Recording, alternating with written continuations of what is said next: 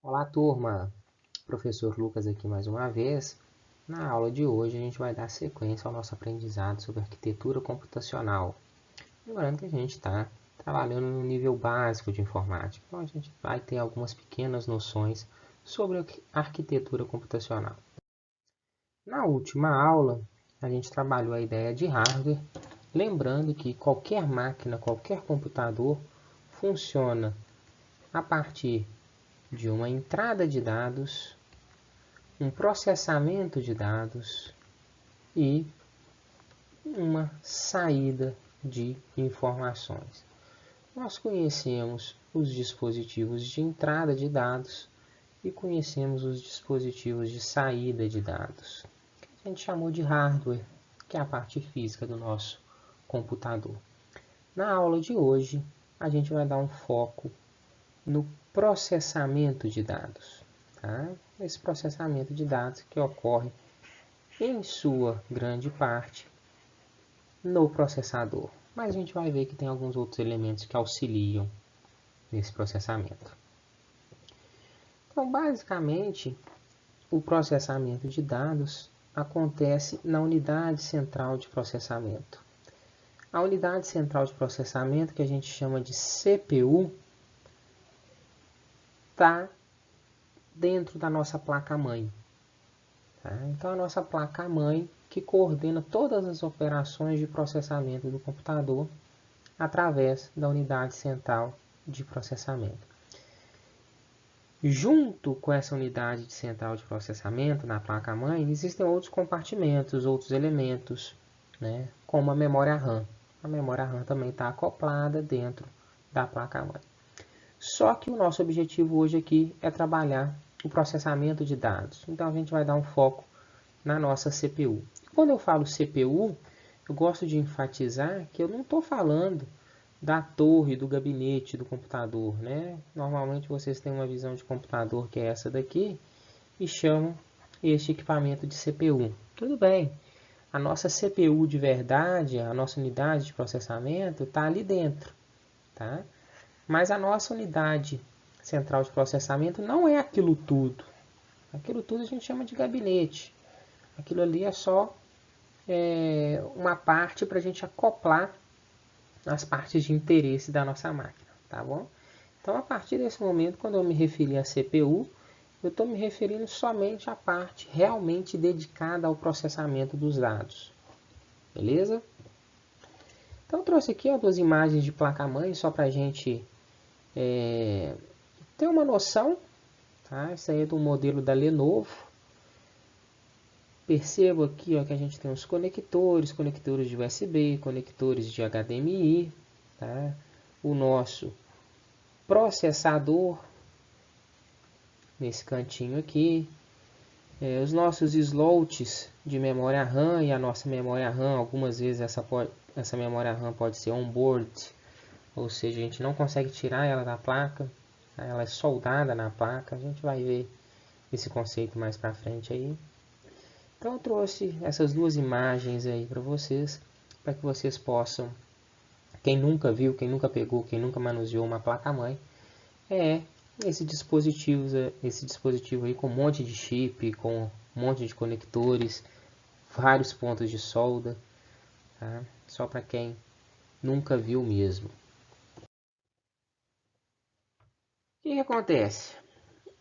Essa placa-mãe, a gente faz duas classificações dela. É uma placa-mãe on-board, né, palavrinha que eu já falei para vocês aí no slide anterior, ou ela pode ser off-board. Basicamente, no tipo on-board, a gente afirma que os componentes estão integrados à placa-mãe. Eles são todos soldados. A placa-mãe não pode ser mexida, não pode ser modificada. Ela é uma placa-mãe que vem de fábrica com o intuito de que o usuário não consiga fazer nenhuma modificação nela, nenhuma modificação de hardware nela. Tá? Já o segundo tipo, que a gente chama de off-board, é uma placa-mãe que pode ser montada. Você pode comprar um processador e encaixar aquele processador, ou trocar o processador que veio nela. Você pode trocar o pente de memória RAM que veio nela. Você pode inserir outros pentes de memória RAM. Você pode inserir um processador dedicado a processamento de vídeo, uma placa de vídeo. Tá? Então, quando a gente fala de off-board, a gente tem uma placa-mãe mais maleável, a gente consegue fazer modificações nela para tentar melhorar o desempenho daquela placa-mãe. Quando a gente fala de on-board, aquela placa-mãe ela é engessada. A gente não consegue mexer nela, ela é daquele jeito e pronto. Qual que é a principal desvantagem de uma placa-mãe on-board?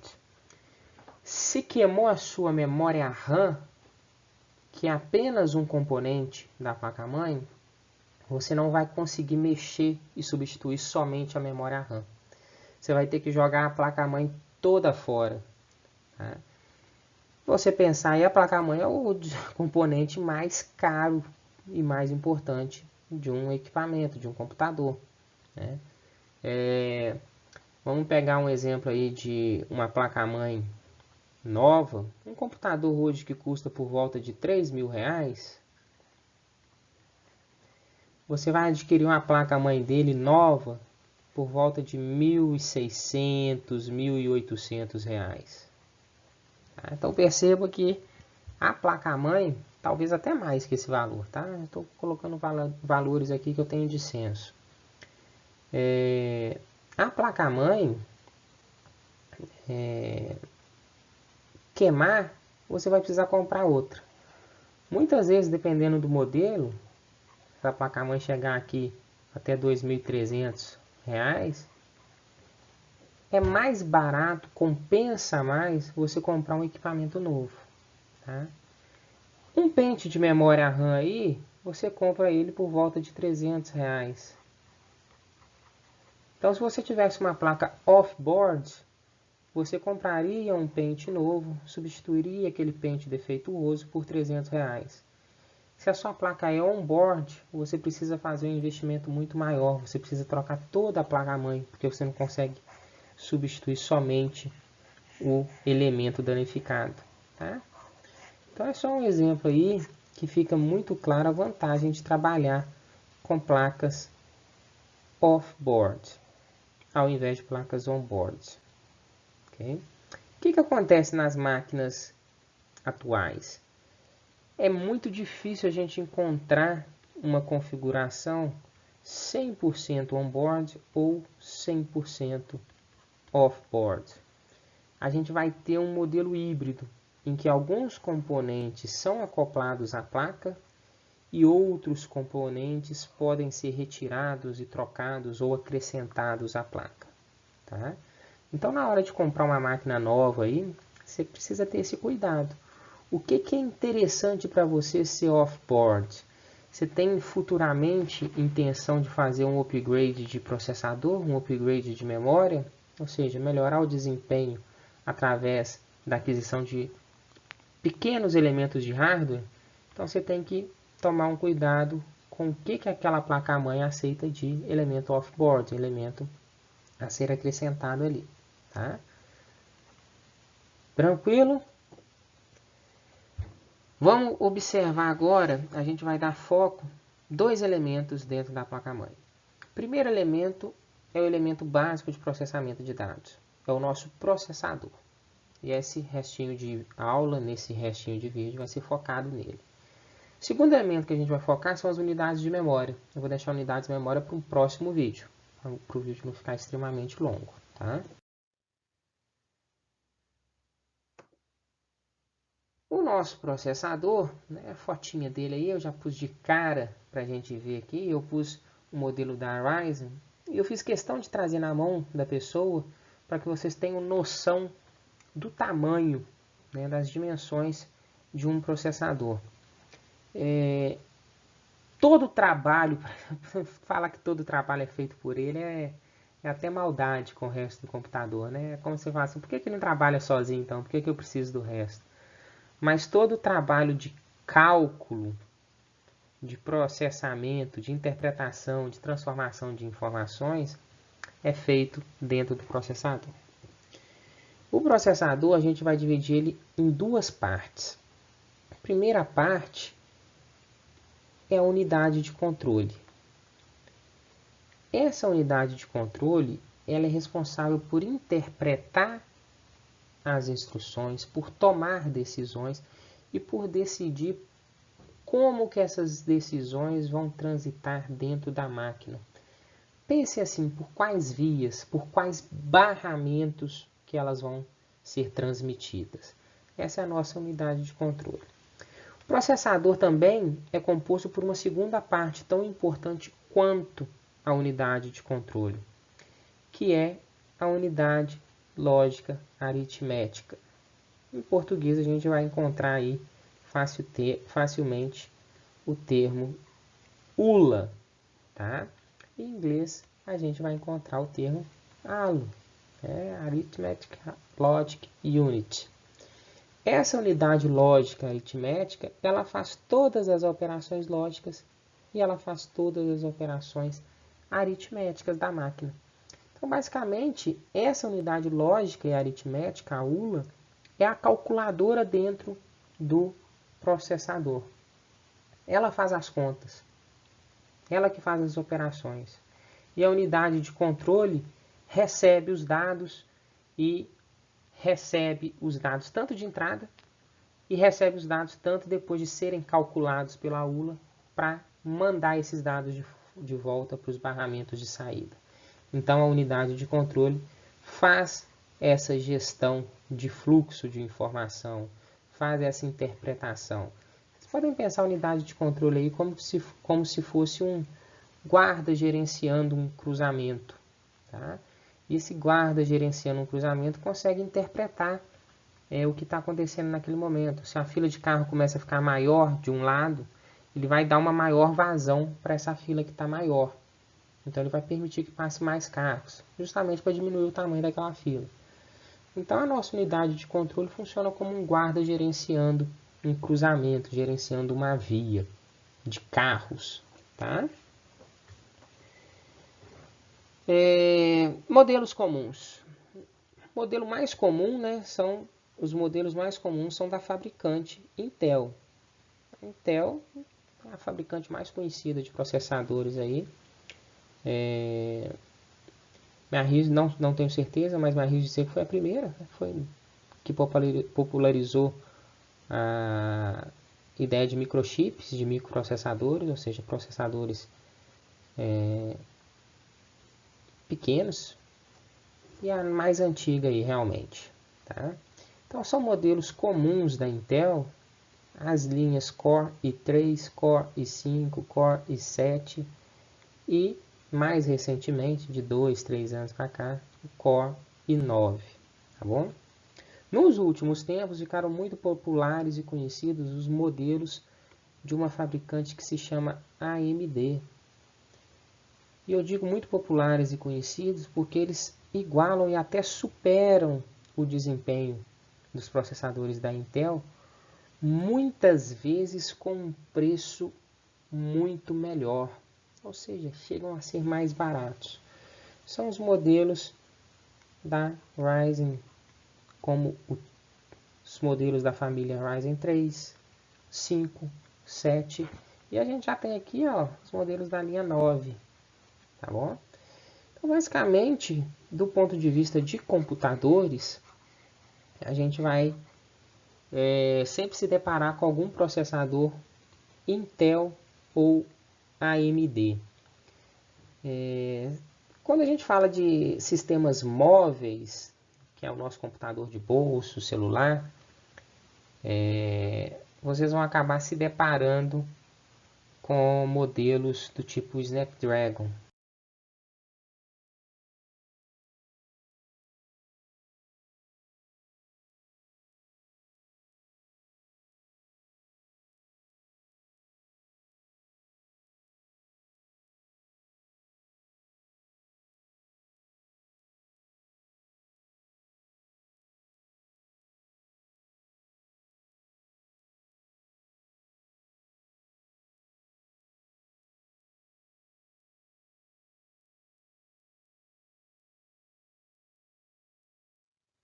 Para a gente fechar esse vídeo nosso sobre processadores, vamos entender algumas especificações que são importantes na hora da gente avaliar um processador. Separei somente algumas, tá? São muitas especificações que a gente pode observar e analisar, principalmente quando a gente tiver a intenção de comprar uma nova máquina. Mas algumas mais importantes são aqui: a velocidade de processamento, tá? Associada aí ao clock, quantidade de instruções executadas por segundo. Isso daqui é aquela ideia que a gente tinha lá quando a gente trabalhou com o ENIAC, quando a gente viu algumas informações do ENIAC, que ele fazia 5.000 operações ou executava 5.000 instruções por segundo. Então, a nossa velocidade de processamento expressa em Hz, né? Lembrando que Hz é uma unidade de frequência em que é expressa a quantidade de acontecimentos por segundo, tá bom? Segunda informação é a quantidade de bits que são processados de uma só vez por aquela unidade de processamento. O que a gente tem de mais comum é um processamento de 32 bits ou um processamento de 64 bits, né? É o tamanho da palavra, vamos dizer assim, é o tamanho da informação que aquele processador suporta, que aquele processador consegue interpretar. Essa configuração de 32 e 64 bits a gente consegue perceber diretamente no próprio Windows, né? A gente tem um Windows que funciona em 64 bits, a gente tem um Windows que funciona com 32 bits. Tá? Então é uma configuração importante quando a gente vai adquirir um modelo de processamento. Tá bom? Um modelo de processador. A gente tem quantidade de núcleos físicos, ou seja, núcleos de processamento físico. Teoricamente, quanto mais núcleos de processamento existirem, maior a capacidade de processamento deste processador. O que acontece? Os modelos mais atuais conseguem realizar uma função que a gente chama de hyperthreading. Esse hyperthreading ele simula núcleos de processamento virtuais. Então, um processador com 2 núcleos físicos consegue simular 2 núcleos físicos para o primeiro, 2 núcleos virtuais para o primeiro núcleo físico e 2 núcleos virtuais para o segundo núcleo físico.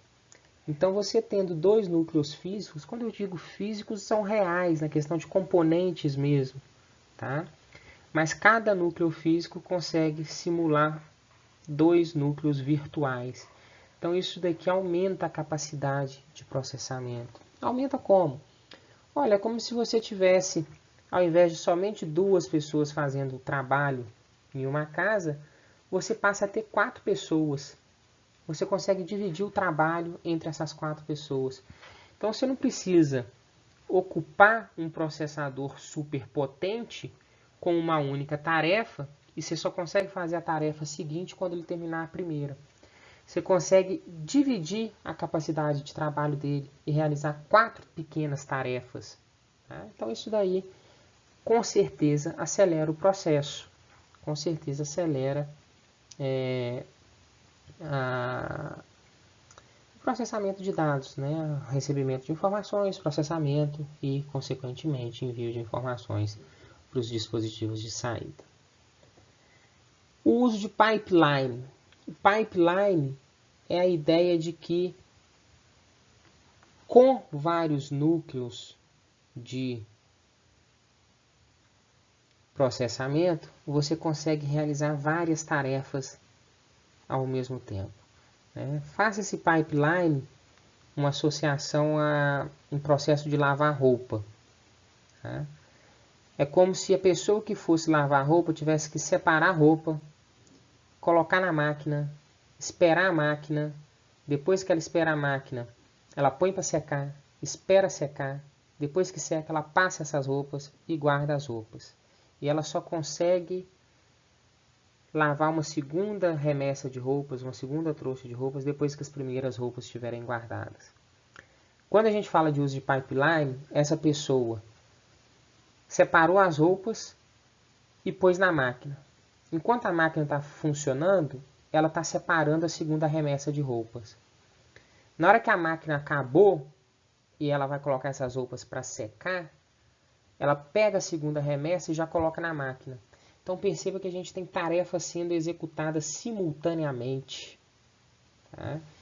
Isso daí com certeza acelera a velocidade de processamento. Tá bom? Então são algumas características importantes que a gente tem aí na escolha, algumas especificações importantes que a gente deve observar quando a gente estiver falando de processador. Para fechar, eu trouxe algumas informações aqui referentes a um tipo de processador específico, que é um modelo da AMD, o Ryzen 9 da família 5950. O modelo 5950 da família Ryzen 9. É um modelo que foi lançado em maio de 2020, então é um modelo bem recente aí. Olha que bacana. É um modelo com 16 núcleos físicos. Isso aqui é absurdo, né? Até 15 anos atrás aí, talvez até menos, quando a gente falava de 2 núcleos físicos, todo mundo, não, 2 núcleos físicos. Esse modelo da Ryzen apresenta 16 núcleos físicos com hiperthread de 32, ou seja, cada núcleo físico consegue simular 2 outros núcleos virtuais. Tá? É um modelo de 64 bits, tem um clock básico de 3,4 GHz, só lembrando que GHz é o equivalente a, vamos lá, K 10 elevado a 3, Mega 10 elevado a 6, Giga 10 elevado a 9. Tá? Então, se eu tenho 3,4 GHz, eu consigo ter 3,4 vezes 10 elevado a 9 operações por segundo. Tá bom? Basicamente são 3,3 bilhões e 400 milhões de operações por segundo. Tá? Continha rápida aí. Overclock, em algumas situações você pode demandar mais do processador. Se tiver um processo, por exemplo, processos que demandam mais são processos envolvendo vídeos, né? Processamento de vídeo, renderização de vídeo. Esse valor de clock ele pode chegar até 4,9. Um aumento de quase 50% aí, 40% aí. O que acontece? Ele não pode trabalhar todo esse tempo em overclock. Ele não pode trabalhar o tempo todo em overclock. Então são para medidas extremas, processos extremos. Ele consegue alcançar isso daqui. Por que ele não pode trabalhar esse tempo todo em overclock? Isso aqui demanda uma necessidade, demanda uma energia maior. Então você vai gastar maior potência, você vai receber mais energia. Consequentemente a máquina vai esquentar mais. O processador vai esquentar mais. E ele não é projetado para trabalhar muito tempo nessa temperatura a mais. Tá? Então ele consegue chegar nisso daqui para alguns casos especiais, resolver alguns problemas especiais. Só que ele não mantém esse clock. O clock básico é de 3,4. Ou seja, a velocidade de processamento básica aí é de 3,4 GHz. Perfeito? Para fechar aqui, né, eu já vou começar dando um spoiler do próximo vídeo, que é sobre memórias. Ele tem uma memória cache L2 de 8 MB e ele tem uma memória cache L3 de 64 MB. É muita coisa para memória cache. Vocês já devem bater o olho aqui, ó, memória com tamanho de megabytes é muita coisa para memória cache. E no próximo vídeo a gente vai entender um pouquinho mais sobre essa memória cache. Então, turma, fechamos aqui alguns conceitos sobre processamento de dados, sobre processadores. Estou aguardando vocês lá no Meet para a gente tirar algumas dúvidas. Tá joia? Tchau, tchau, até lá.